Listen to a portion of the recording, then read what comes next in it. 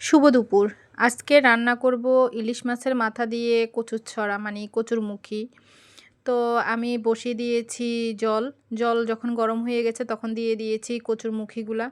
কচুর মুখিগুলা যখন এক্কেবারে সিদ্ধ হয়ে আসছে তখন আমি দিয়ে দিয়েছি মসলা। একটা মসলা তৈরি করে রেখে দিয়েছিলাম বাটিতে। জিরা, আদা, লবণ, হলুদের গুঁড়া, মরিচের গুঁড়া দিয়ে আবার রসুন, কাঁচামরিচ দিয়ে দিয়েছি। যখন এগুলা দেওয়ার পরে কচুরমুখিটা সিদ্ধ হয়ে গেছে, মাছের মাথাগুলা ভেজে দিয়ে দিয়েছি কিছুক্ষণ জাল করে। নামিয়ে রেখে এখন আমি ফোড়ন দিয়ে দেব তেজপাতা আর পাঁচফোড়ন দিয়ে আমি কচুরমুখিটাকে ফোড়ন দিয়ে দেব। ফোড়ন দিয়ে কিছুক্ষণ জাল করে কচুরমুখিটা নামিয়ে নেব।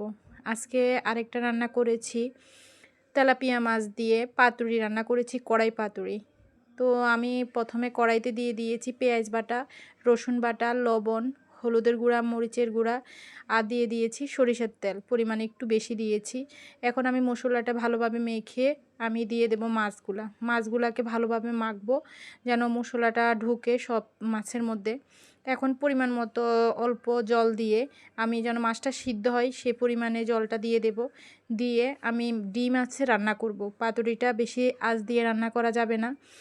আমি যখন পাতুরিটা এক পাশ হয়ে গেছে আমি উল্টে পাল্টে দিয়েছি, দিয়ে এখন ঢাকনা দিয়ে একেবারে নামাবা পর্যন্ত রাখবো।